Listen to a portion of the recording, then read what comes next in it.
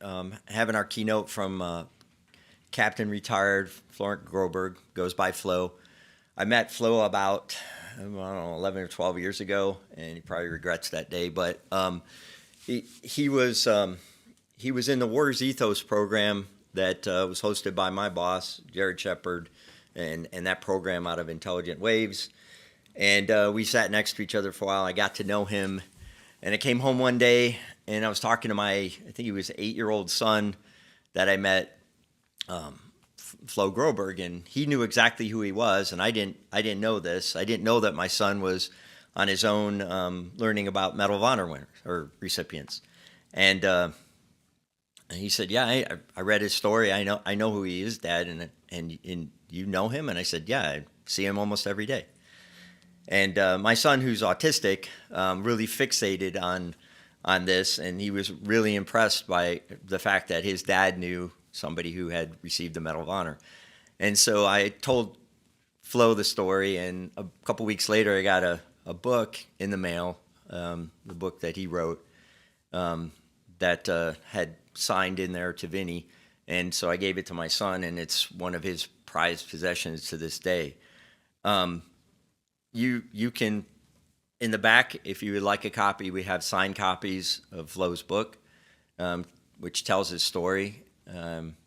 Flo is a naturalized citizen. He is a varsity track star, both high school and college.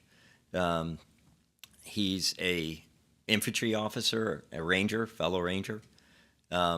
He's also a father. He's a husband, and he's a friend. And I don't think everything, his moment in time, his 8 seconds of courage to find him. We were talking about this earlier. He's a great guy, and he's going to be a great person to tell you why it's important that what we do isn't about compliance. It's about securing the data and providing the systems and capabilities that our soldiers use when they're in harm's way. So with that, I give it up to Flo and his time up.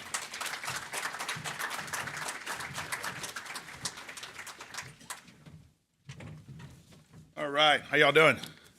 Good. You got a big day, right? Listen, they asked me to come here. Hypori team called me and said, "Hey, would you be interested in doing a keynote?" I said, "Of course, I'll help you guys out all day." They understand that when it comes down to CMMC, I'm the subject matter expert. So if there's 300 of us in this room, I'd be expert number 300. So let's be fair here. But I don't need to be an expert to talk about this. It's pretty simple to me. There's no choice. Absolutely no choice. So as you go through today and you talk about audits, you talk about the process, you talk about the cost, you talk whatever you're talking about CMMC, just remember one thing in the back of your head: there's no choice. You know why there's no choice? Because the threat is real. So I'm here because on August 8, 2012, I tackled a suicide bomber that was trying to kill my friends. And he was trying to kill, at the time, Colonel Mingus, the just recently retired Vice Chief of Staff of the Army. And he was trying to kill Commander Sergeant Griffin. He was trying to kill Colonel Graff. He was trying to kill a bunch of my friends. 4 of them died. Commander Sergeant Griffin died. Major Gray died. Major Kennedy died. Regi Abdel Fattah died. And I lived. Obviously, I'm here. I'm speaking to you. A guy detonated at my feet, threw me 20 feet, took a piece of my leg and my hearing, and gave me a nice little TBI for years ago. It's definitely not an excuse for my wife, unfortunately. But 4 individuals that were 30 feet away died. We did everything right that day. My team was excellent. They were professionals. They were disciplined. They reacted with time. They saved lives. I received the medal because I was the closest one to the bomber. But there's no way 24 other U.S. Americans and Allied forces would have lived if it wasn't for Secor, Oakchart, Brink, Owens, Balderrama. It was a team effort. We still lost people. Why am I telling you this? I'm telling you this because on the battlefield, You're only as strong as your weakest soldier. It's a fact. You know, raise your hand if you're an infantryman, if you've been in combat. Raise your hand if you've deployed. Raise your hand if you've ever taken an oath to serve your country. Raise your hand if you've ever supported the mission and a warfighter. Every single one of you should be raising your hand right now. You're here today. Every single one of you should be raising your hand because you are part of the mission. You are part of the fight. When I think about CMMC, I think about the risk of our weakest contractor, not paying attention or not caring enough, just wanted to get into the space, into the systems to make some money and support whatever they want to support. And yet they become our vulnerability. See, I went and I fought. Then I joined one of the 3 agencies and I went to the clandestine side for a little bit before I received the medal. And I went and I chased, right? Really bad guys, ISIS, Boko Haram. I've always been addicted to being a fixer against evil. But what I've also learned over the course of my career is that I'm only one tiny little part of the equation. My level of control is minuscule, but my responsibility is great, meaning that I have to be at all times in my mission 100% committed, but more importantly, I need to be a professional and I need to be disciplined and I can't cut corners.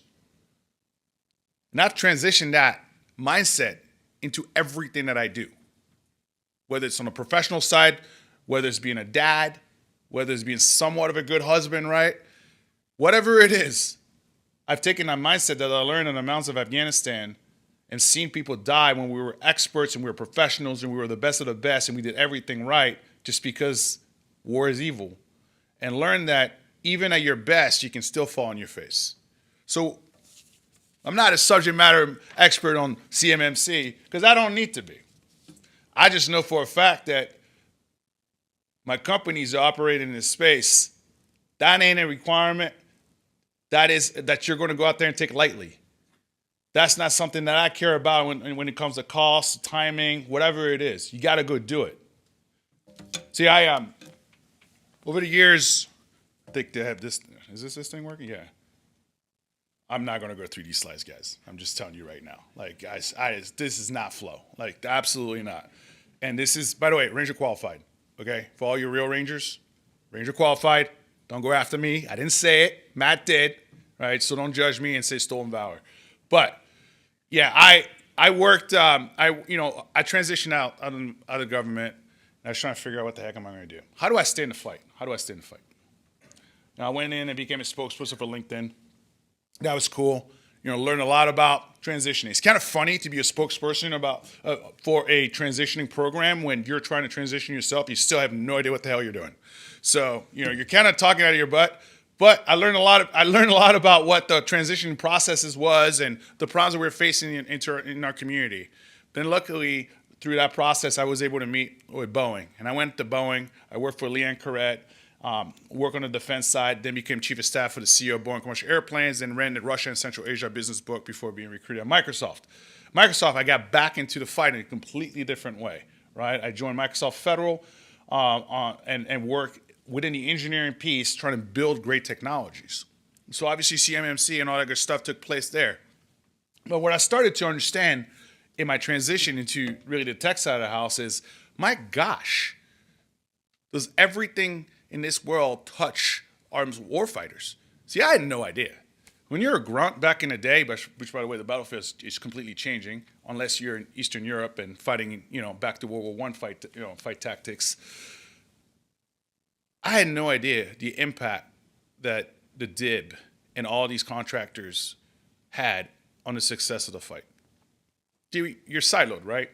And I think we can all understand that. When I'm over here in Afghanistan or you're in Iraq, all you worry about is your tiny little element, your 30 dudes or whatever, how many dudes you got around you, and the mission ahead. You don't worry about where the radios come from, how the freaks are secured. You don't worry about who makes the bullets or the tow missiles or the Band-Aids, right, or the morphine. All you care about is it in my possession right now so that I can go do my PCCs and PCIs and then get outside the wire and go do my damn job. That's all I care about. Well, after I got hit, after I started meeting industry, I started to realize, like, oh my gosh, like, yeah, we're just the end state of the mission. Like, we're the operational piece. But nothing that I did could have happened if it wasn't for the hard work made by so many different companies all across America and some of our allied partners. So I took that mindset and I flipped it, because I made it a big point for me to go out there and make sure that everything that I touch, I give it my all, but I try to improve it, because my end state is supporting a warfighter. That's it. That's how simple my mission in life is outside of my family. I want to continue supporting warfighter. Why? Well, here's one guarantee. War is never going to end. Yep, sorry. Yeah, I'm an optimist by trade, but not in this one. It's human nature. From day one, we've been at war, and we will be at war to the end. So that's a reality. So what do you got to do? You got to prepare yourself, and you got to defend yourself. You got to give your people and your warfighters the right tools to be successful, to protect their lives, because that's number one thing, right? Making sure they get to come home while accomplishing the mission. And so how do you do that? Well, first, it starts with passion. You gotta care. And I tell you one thing, it's not about zeros and ones in your bank account. It's about people. It starts with passion. When every single day you show up to work, no matter how boring that day is going to be, or that conference, or that speaker, whatever it is, right? And your mindset is, what can I learn? What can I do? What little step can I make today to be a little bit more effective in the mission? That one day, or today, or tomorrow, or next year is going to impact a decision that brings someone home. If you can motivate yourself to identify these key criterias internally, and I'm talking about yourself, to be a little bit more effective, you're going to show up and make a bigger difference. See, China is real. Everyone's talking about China now, China this. No, folks. Do your research. A little bit of history helps. It's 100 years from 1947 to 2047. 100 years. You know what China has against us? Patience. Absolute patience. 2035, 2047, right? Everyone's talking about 2027. We'll see what happens there. But 2047, number one world economics, number one military power. That's the goal for them. That's a massive threat. Do you know to who? To my child, to my kids, to their way of life. Russia, North Korea, we're witnessing Iran right now. You go to South America, there's reasons we're doing some stuff in South America, because the threat's real as well. We have enemies all around us.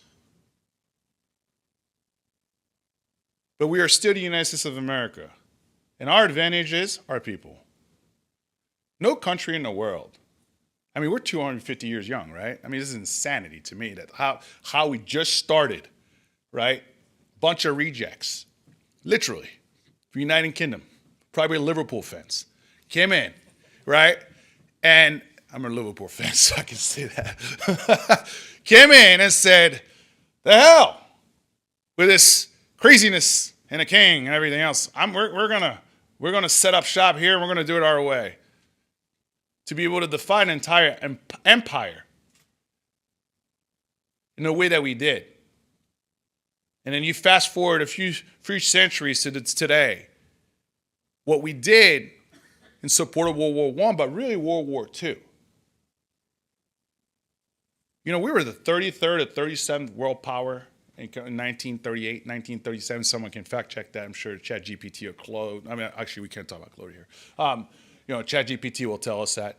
And I think after Pearl Harbor, right, December 7, 1941, you fast forward a year, we're number 2, we're number 1. World power.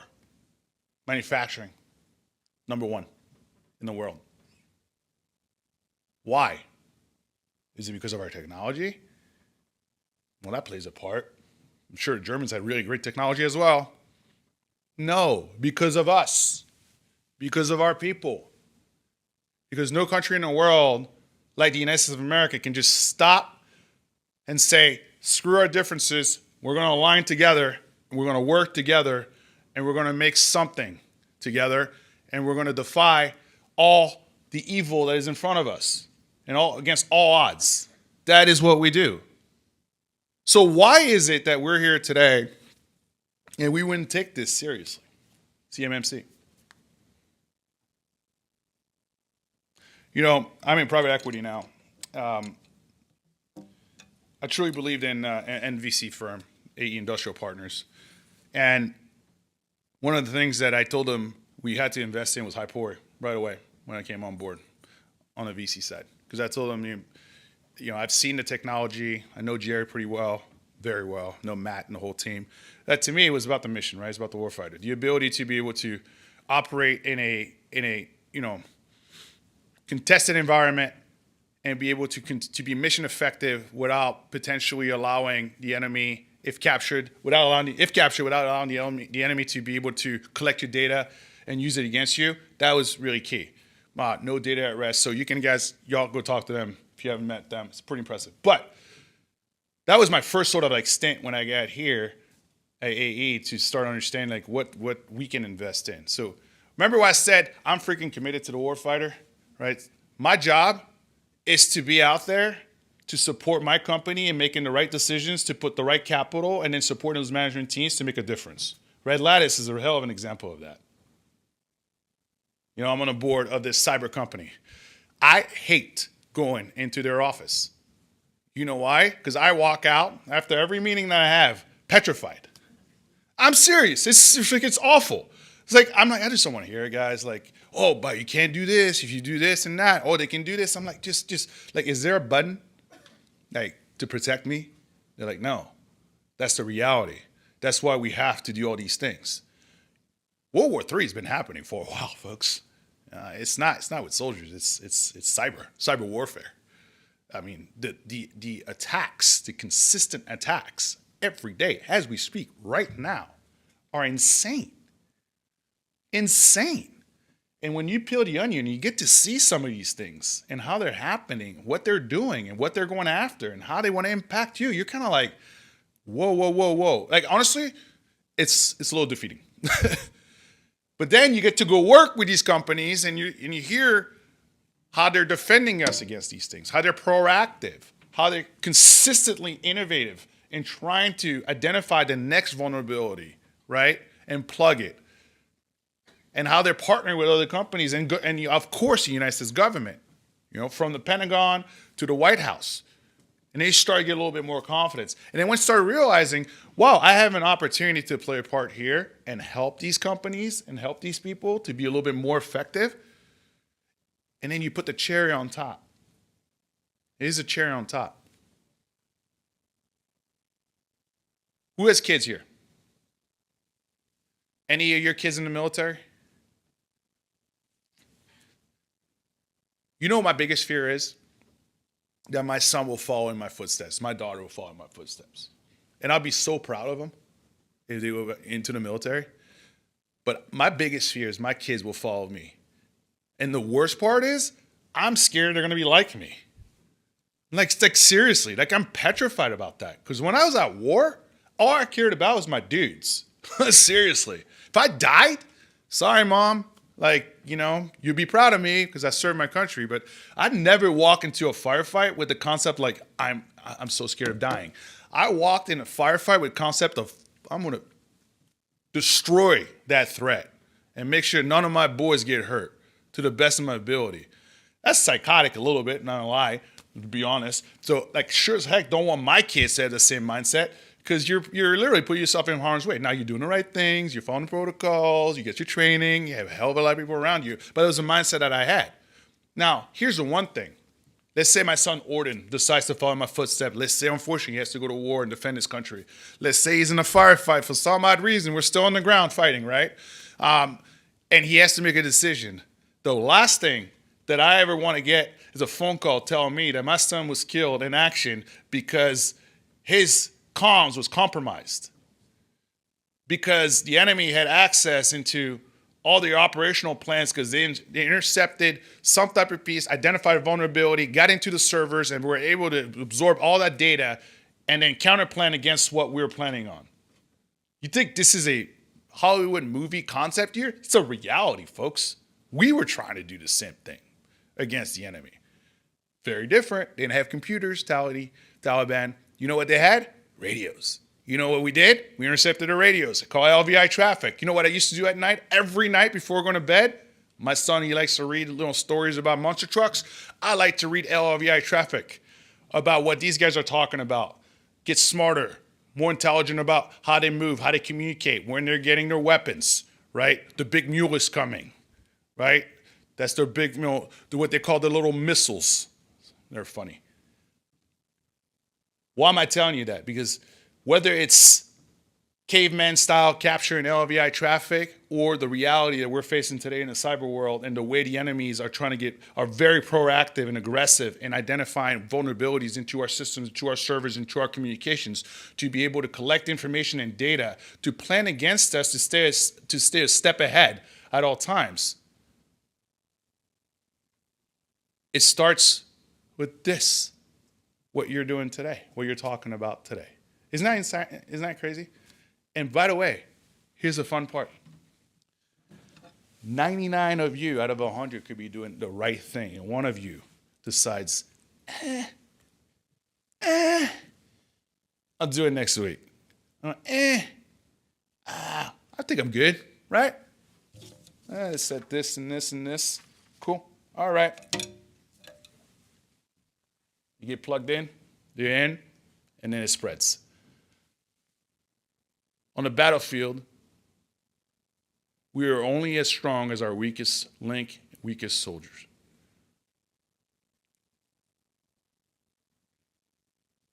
And you know what I did with that weakest guy?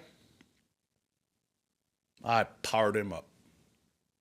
I put him at the front of the line. I'd have him control pace. We were going up in the mountains. I gave him all the confidence in the world. And sometimes that wasn't good enough. And sometimes, this is reality, it's not sexy, I had to remove him.